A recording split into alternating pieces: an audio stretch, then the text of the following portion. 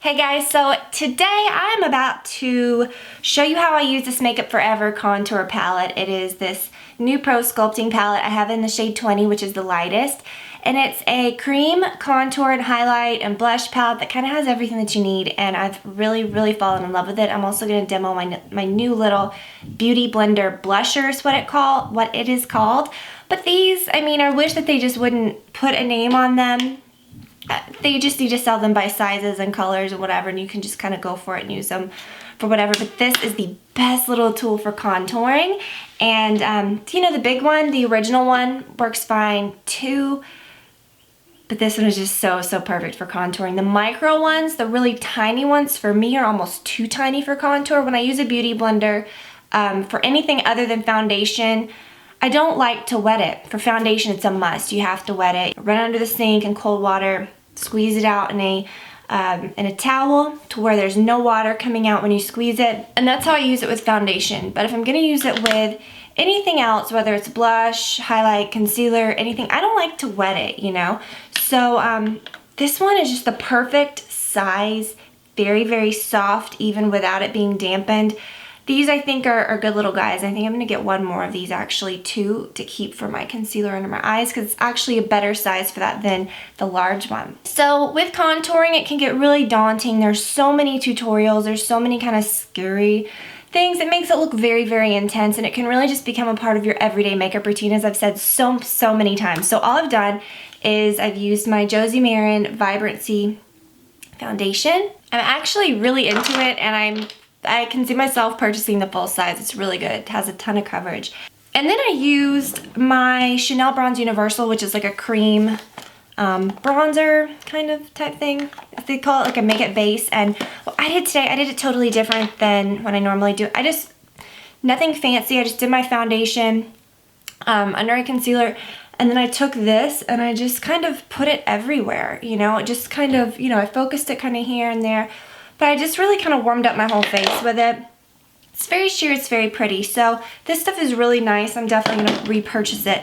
But I've really been liking really easy products lately. Not a whole lot of powders, just, creams. I like everything to look kind of natural. This is a very natural foundation. It's almost like it's luminous looking. It's very pretty. So this comes in different shades. So if you have darker skin tones, it's nice to be able to have so many options. And also within this one palette, I think this is a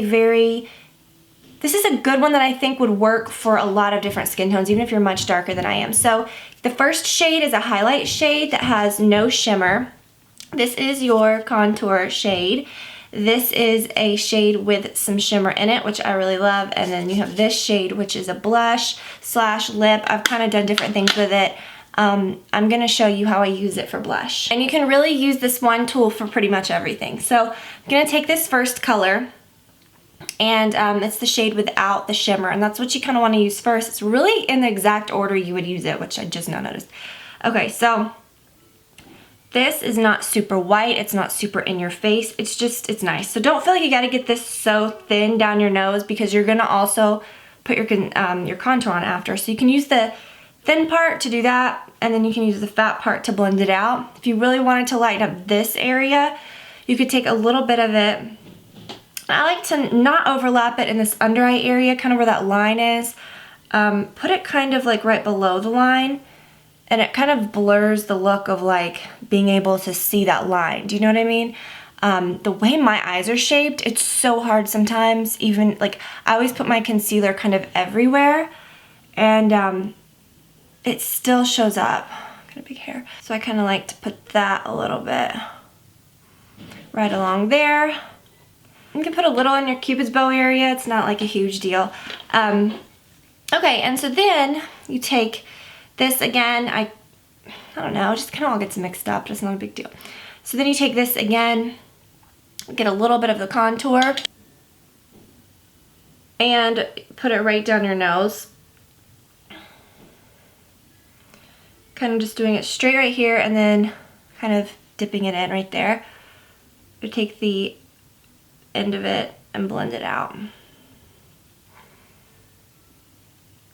I love this rather than just using a brush and blending it out with the brush because like you have more control with this, and I feel like it doesn't put down too much. Like you put it down with this and then you blend it out with a clean side. So it kind of almost wipes off a little bit of it rather than smearing around so much of it. And we can tone it down in a minute too, because I don't contour my nose all the time, but it is kind of cool. And then just kind of connect it right here and then just right under your nose. And then again, take the little end of it and you can blend it out. You can even take like a cleaner, like whole big side and do that. So the big thing with contouring your nose, you want to look on the sides. You don't want to go down too far because then your nose will just look brown. You really want to kind of keep it up here. If you find that you have gone down too far, you can take that first color and kind of bounce it right along the side, which is pretty cool. It's just an easy way to kind of keep yourself from going crazy. But you know, I just kind of take that clean end and just make sure that there's no lines. For my, for this area, I actually take the big end and bounce it right along there. It's large enough to where it's like perfect for blending and it gets it over that large area rather than just like drawing a harsh line. But you see how pretty that is? It just is like, it's just so perfect. And these blend out so easily. They're not greasy, but they're not like too dry that you have to work with them a lot. Like they're just pretty perfect. So you see, you can really get it precise, but then you can blend it out. You know, you can go along the sides of it. You can just kind of turn it and move it all different ways that are gonna blend it best for you. So see, I think that's really pretty. And then we're not done with, you're gonna add like a little bit of shimmer to your nose and stuff to kind of finish that whole look off. And then a little bit right at the hairline, again with the round end. This is just the easiest way to contour lately. Like I've been really loving it. I mean, you don't have to mix up all the colors on your face and draw and blend out like a cake load of products. Like you can just do this. It feels really light. It's like there's nothing to it. So that's pretty much it. You can wipe this off if you want. I usually don't really feel like I need to because I don't have a lot of the contouring product on there. You can kind of just wipe it off on the back of your hand if you don't want anything to transfer, which nothing really is. And then take the shimmery part and put it right down the center. This is the most beautiful shimmer. Hopefully you can see how beautiful it is. So I just put a little down the center of my nose, and then I hate the whole like big glob of shimmer on the tip of your nose. If you do want to put a little on there, don't like circle the whole end of your nose. Just dab like a little tip.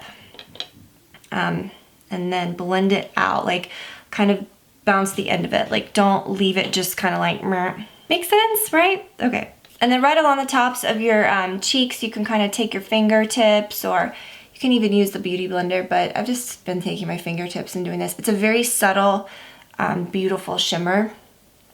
You can take this too and kind of blot it off. And then for your blush, I honestly would take a bigger Beauty Blender, unless if you were gonna wet this and get this really huge, you could use it. I don't know, let's just go ahead.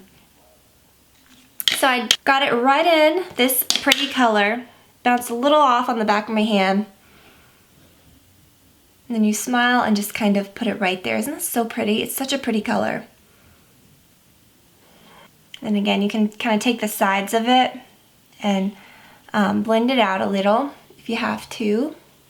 And that is it. I hope that you guys enjoyed this, and you saw how this is a pretty simple little thing. I didn't even necessarily have to use the Chanel bronzer. I mean, you could definitely skip that. There's been a lot of days when I haven't been going heavy on the bronzer. I haven't been using it to contour like I used to. I've just really been using this, and it's just a natural, really pretty look. That my skin doesn't look heavily powdered. It doesn't feel sticky. It's just the perfect consistency where it's not too dry, it's not too greasy. It's just very, very good. So I would definitely recommend this, guys. And honestly, this is probably the best beauty blender. This one doesn't even, I mean, this is like a foundation beauty blender, but This size, this blush one, so perfect for everything from your under eye concealer to your contour to your highlight, your blush, like everything that I showed you. So I hope that you guys enjoyed the video. Thank you so much for watching. I will link to everything below, everything else that I used on my face that I did not mention.